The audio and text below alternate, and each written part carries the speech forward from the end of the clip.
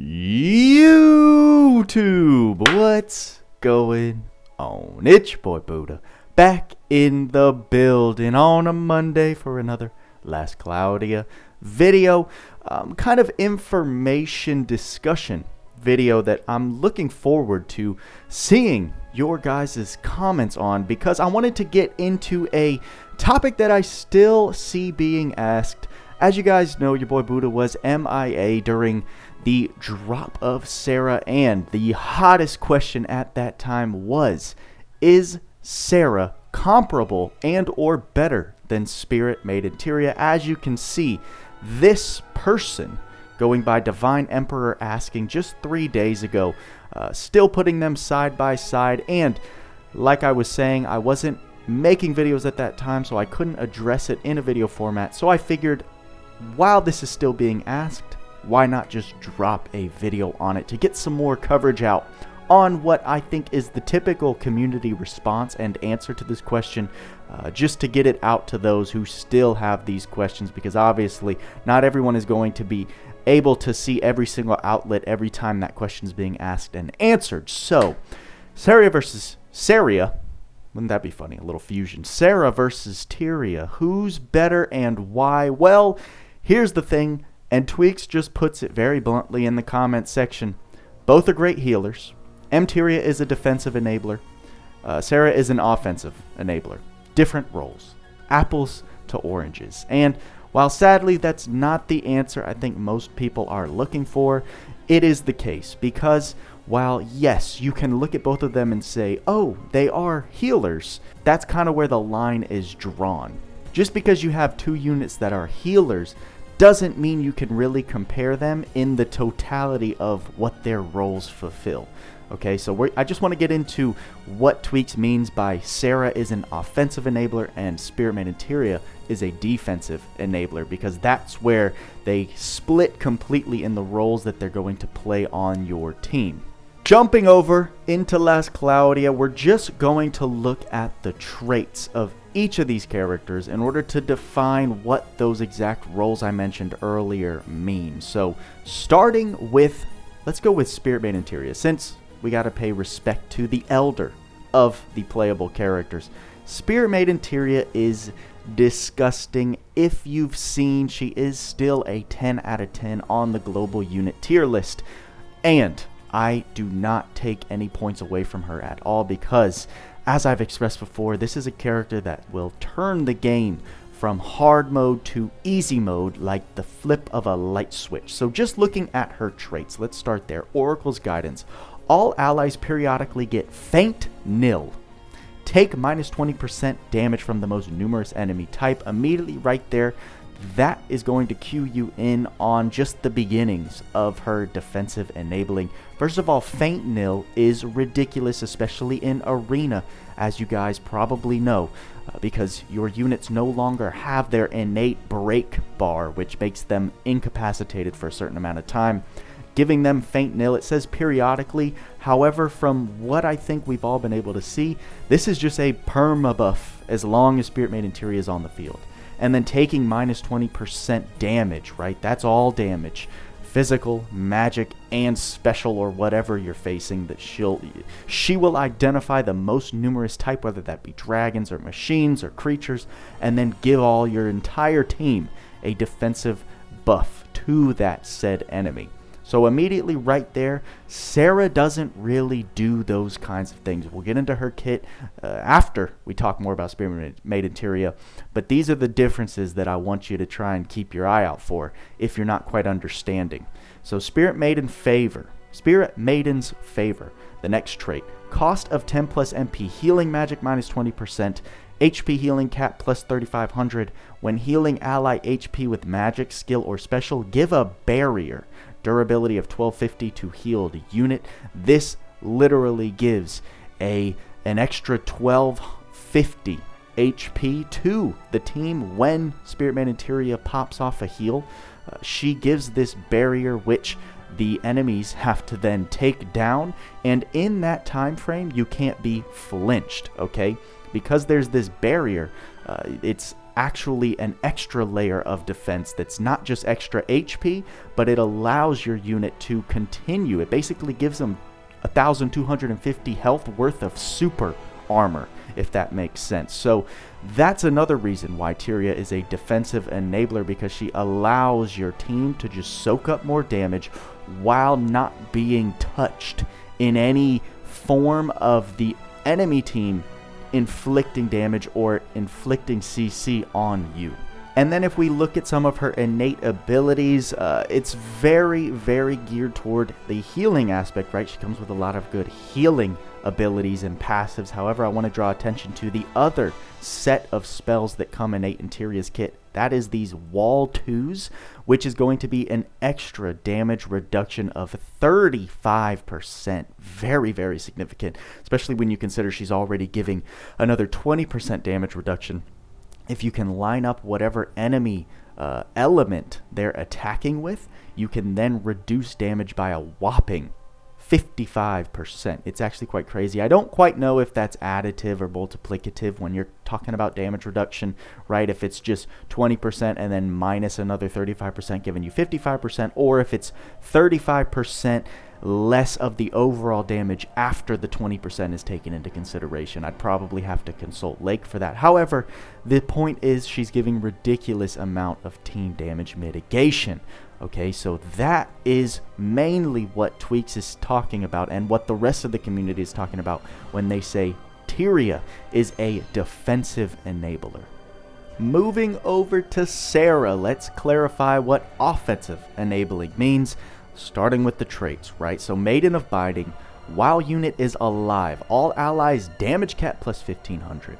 Battle start, apply a strength plus 30% buff to all allies, and every 40 seconds use 50 MP to reapply the buff. So immediately off the bat, just like Theria had her defensive enabling, right, the damage mitigation and the faint nil, Sera is giving this offensive enabling, which is more damage cap and an enormous boost in STR, which is specifically going to help your physical damage dealers more so than your magic damage dealers. However, it should be noted that Sera's damage cap is everything, right? It's not just specific to PDPS. It will give you damage cap on your physical attacks, magic attacks, and specials. So very, very important to note. However, the strength buff kind of gives that further emphasis that they want you using Sera to buff your physical type damage dealers. They're going to get the full benefit from Sera's first trait here. Then the second trait, Heaven's Guidance, nullify Sorcerer, Killer, Slayer effects. That's going to help Sera mainly in Arena if you want to use her as your healer in your team there. HP recovery cap plus 3000.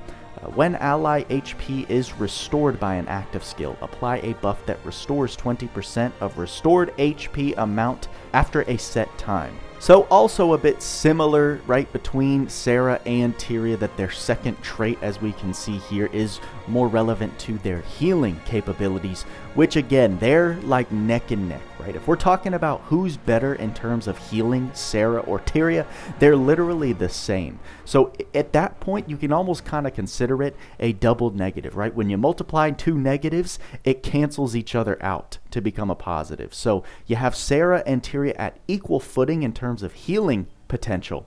So we cancel that consideration out of the factor. And then you look at what factors differentiate themselves, okay? Then let's go ahead and look at the innate skills. First of all, Sera comes with a charisma, which gives all allies the effect when restoring HP with unit active skills plus 30% recovery. That's going to emphasize her healing even more so. But when we're looking at magic, you can see that Sera doesn't come with nearly the amount of defensive enabling or damage mitigation that Theria offers with all of her Wall 2s. The most we get from Sera is Magic Castle and Grand Protection. Still very, very useful spells, but doesn't come near to closing the gap between what Spearman and Theria offers innately with defensive enabling. High Vitality Phaser too, I should mention, because that is a very, very nice spell.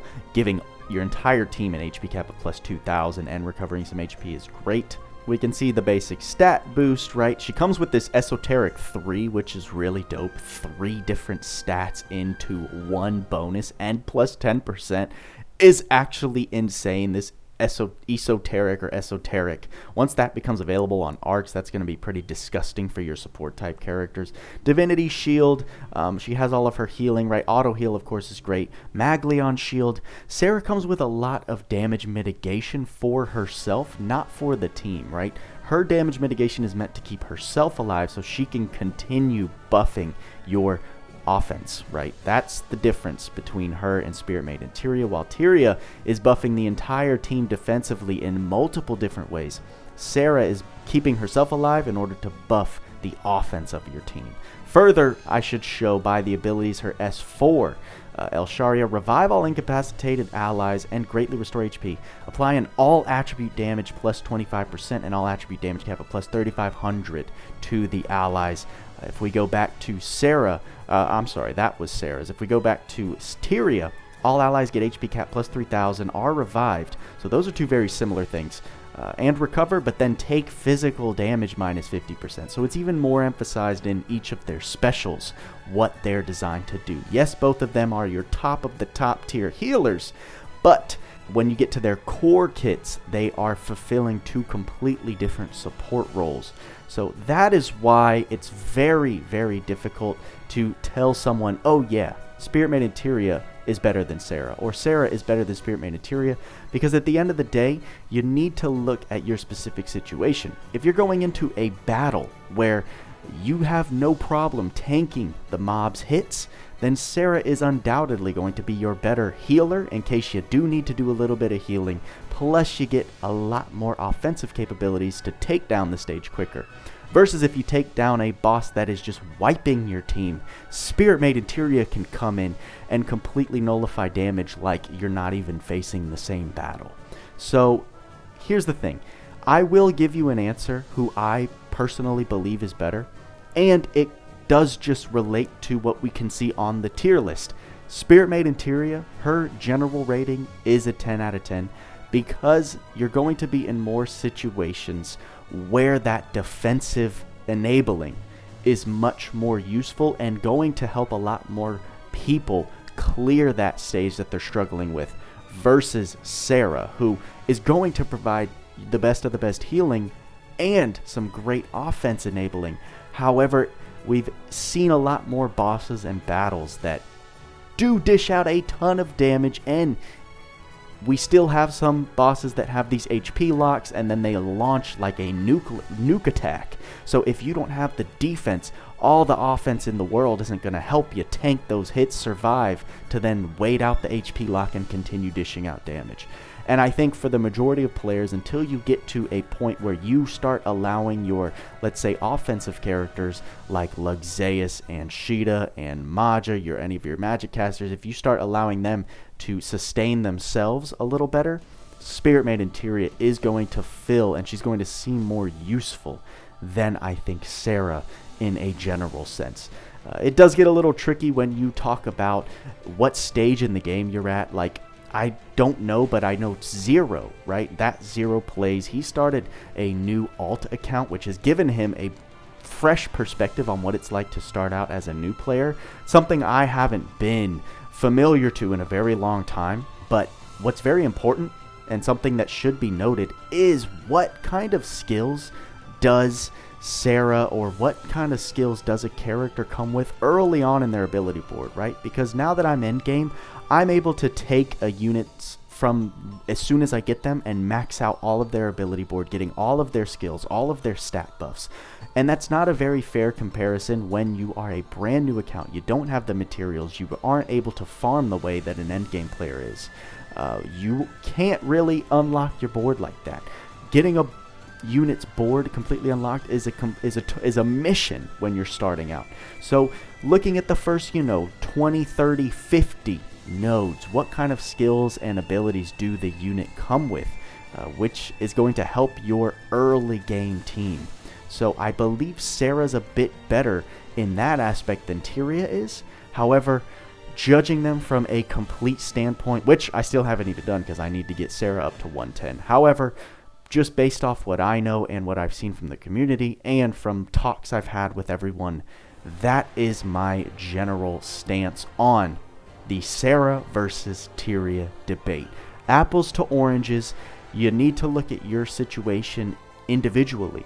However, in the majority of situations, I think Theria is still the better and more useful support unit that most accounts are going to make use of in an effective way. That's going to summarize my points, everyone. I hope I didn't miss anything. I really just wanted to go over the key details between the two units to identify what is defensive enabling, what is offensive enabling, and give anyone who is still wondering why or who is better, right, give you more description, more detail to help you form your thoughts around this debate in general.